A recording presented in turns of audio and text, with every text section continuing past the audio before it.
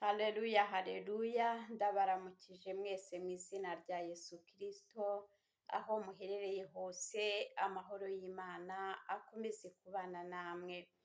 Ndabahaye ikaze, nshuti z'Imana, nshuti zanjye, munkurikirana buri munsi, namwe kandi mugiye gukurikirana ibiganiro cisha kuri iyi cana aribwo bwa mbere, ndabahaye ikaze, mwiyumve muri kumwe na mwene so, Jane, Imana ikomeze kubaha umugisha, kandi Imana iri kumwe namwe.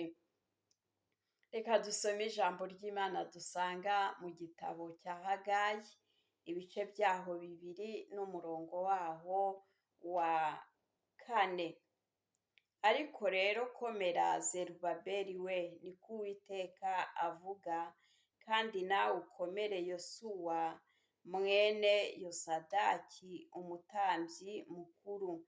Mukomere namwe bantu mwese bo mu gihugu, kandi mukore kuko ndi kumwe namwe, niko Uwiteka Nyiringabo avuga.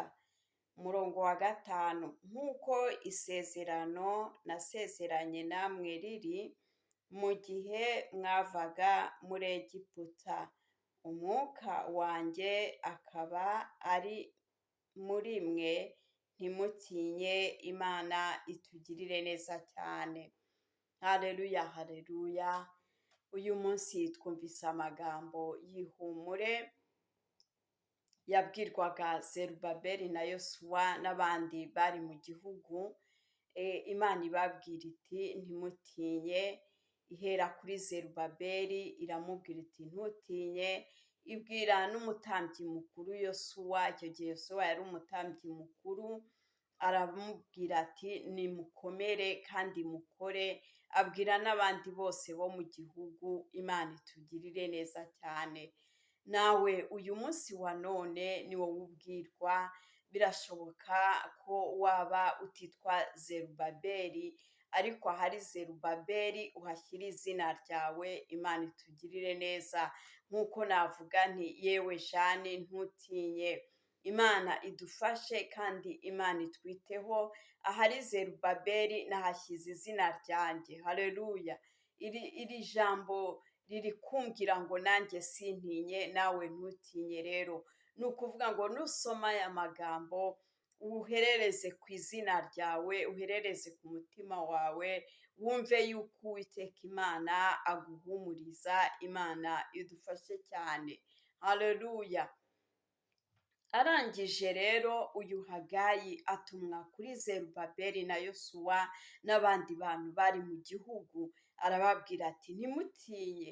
Imana ibibutsa igihe yabakuraga muri Egiputa. Muri Egiputa tuzi ko ubwoko bw'Imana bwahahuriye n'ingorane zikomeye, baratotejwe cyane, ariko igihe kiragera Uwiteka Imana arabatabara, abakura mu Egiputa. Imana idufashe cyane. Rero ni ukuvuga ngo uyu munsi wa none nawe Uwiteka Imana akugarutseho, Uwiteka Imana araguhumurije kandi akumaza ubwoba, arakubwiye ngo ukore. Haleluya. Yesu nashimwe cyane. Ni ukuvuga ngo rero aya ni amagambo ari kubwirwa ubwoko bw'Imana. Abatambyi ntimutinye, banyamasengesho ntimutinye, bavuga butumwa ntimutinye.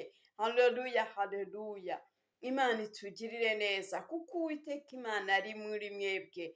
Mwibuke ibindi bihe byari bikomeye Uwiteka Imana yabanyujijemo, kandi akabarinda mukabitambukamo amahoro, akabaneshereza.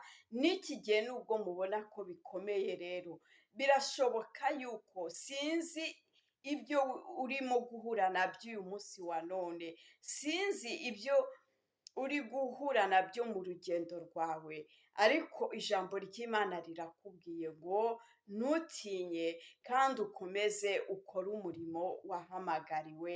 Yesu nashimwe cyane. Nubwo ibihe bigoye, ariko ntureke kuririmba. Nubwo ibihe bigoye, ntureke kuvuga ubutumwa. Erega naho waba udafite aho uri busengere, birashoboka yuko aho uri nta rusengero wari wabona ngo usengeremo. Pfukama usenge Imana, uyoboze Imana inzira, Uwiteka Imana azakwereka aho ukwiriye kujya uteranira. Yesu atugirire neza. Hari abandi bari mu bihugu insengero zafunzwe, ni ukuvuga ngo ntabwo mukwiriye gucika intege, ahubwo murakwiriye gusenga. Impano zanyu urashobora no gusura mugenzi wawe, kuko mwebwe muracyafite amahirwe yo kuba mwagira gute, mwahura mugasengera aho mu rugo runaka, mugasengaho amasaha 2 cyangwa 3, byose birashoboka. Impano rero ntituzirambike, umuhamagaro ntituwurambike, ntidusinzirize imihamagaro Imana yaduhaye, ahubwo ni igihe cyo gukora, kuko Uwiteka Imana atumaze inyota, atumaze ubwoba. Yesu nashimwe.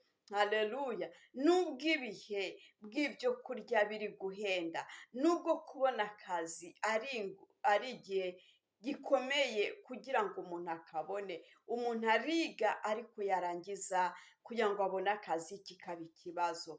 Nubwo ucuruza ukaba urimo guhomba, nubwo urimo kugira gute, Imana itugirire neza. Ariko ijambo ry'Imana riratubwiye ngo nimuhumure, nimukomere, ntimugire ubwoba kandi mukore. Rero ibyo gukora birahari, hari ugusengera abarwayi, hari ugufasha imfubyi ku bafite icyo bazifashisha. Niba udafite n'iby'umubiri watanga, tanga umwanya wawe usengera izo mfubyi, usengera abapfakazi, usengera abarwayi, usengera abashonje, usengera igihugu cyawe. Imana itugirire neza. Usengere famiye yawe. Yesu adufashe cyane. Ni ukuvuga ngo ntidutwarwe umwanya n'ibihe bikomeye turi kwinjiramo ngo usange bitubereye bariyeri, ahubwo twibuke yuko Uwiteka wasatuye amazi mu rutare akadudubiza, Abisiraheli bakanywa. Ni ukuvuga ngo itembesha amazi mu bidaturwa, ni ukuvuga ngo Uwiteka Imana, wa wundi ugushyiriraho inzira ukabona uratambutse, ni ukuvuga ngo aracyari ku ngoma, aracyari muzima. Haleluya. Aracyafite imbaraga zo kukugirira neza. Imana rero itugirire neza kandi Yesu adufashe. Batambyi bakuru, ijambo ry'Imana riratubwiye ngo ntimutinye. Haleluya. Zerubabeli, ahari Zerubabeli uhashyira izina ryawe, wumve yuko nubwo ibihe bikakaye udakwiriye gutinya. Yesu adufashe rero kandi Yesu atugirire neza. Ibihiga umugenzi ni byinshi, ibihiga ubwoko bw'Imana ni byinshi, ibigeragezo biba ari byinshi. Umuntu ashobora kujya ku kazi ejo akirukanwa atazi impamvu, cyangwa se bakaguhimbira n'ibinyoma, ugasanga ni igihanda kikugezeho utari witeguye. Ariko reka nkubwire ngo ntukwiriye gucika intege, kuko iyo yakuremye iracyagufiteho umugambi. Yesu nashimwe cyane. Ubwo ubwoko bw'Imana rero burabwirwa ngo nk'uko isezerano yasezeranye ntabwo riri ngo igihe yabakuraga muri Egiputa. Yesu nashimwe. Mwene data, ibuka aho Uwiteka Imana yagukuye. Ibuka bya bihe byari bikomeye Uwiteka Imana yagutambukije. Ibuka cya gihe Uwiteka Imana akurokora urupfu rugusatiriye.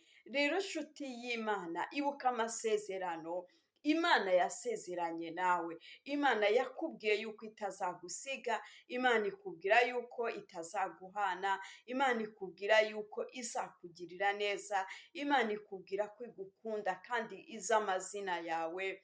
Rero ni iki kiguteye ubwoba? Ni iki gitumye utentebuka? Ni iki gitumye wihebura? Ni iki gitumye uhagarika umutima? Ni iki gitumye uvuza induru? Ni iki gitumye urwanga rukurenga nk'aho udafite umucunguzi? Imana itugirire neza. Ibuka ko Kristo yasezeranye nawe isezerano rikuru. irya mbere ni uko azaguha ubugingo buhoraho, irya kabiri ni uko azakugirira neza ukiri hano mu isi. Haleluya! Ineza y'Imana rero tuyibona uko bwije uko bukeye, byonyine no kuba Imana yarakurinze ukaba ufite amaguru mazima, ukaba ufite amaboko mazima, ukaba ukibasha gutambuka, ukaba ugifite ingingo zawe nzima, ni ukuvuga ngo Uwiteka Imana aracyagufiteho umugambi ukomeye. Kuba byonyine iyi tariki uriho ni ikintu gikomeye wari ukwiriye gushima Imana, kuko hari abandi mungana barangije kuva muri iyi si, kandi si uko Uwiteka Imana banga, ariko wowe Imana yakongereyeho iminsi yo kubaho kugira ngo igusohoreze ya masezerano Imana yasezeranye nawe. Yesu adufashe rero kandi Yesu atugirire neza. Nimukomere rero, ntimucogore, ntimucike intege, mukomeze mukore umurimo w'Imana aho muherereye hose. Ibicantege ni byinshi, ariko hamwe no gusenga Imana, Uwiteka Imana azabaneshereza, Uwiteka Imana azatuneshereza.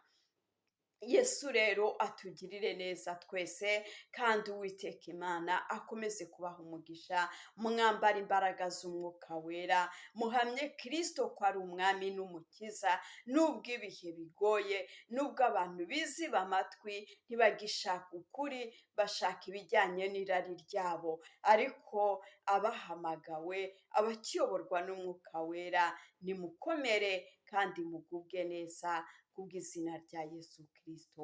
Ubuntu n'amahoro bituruka ku Uwiteka bikomeze kubana namwe. Amen. Amen.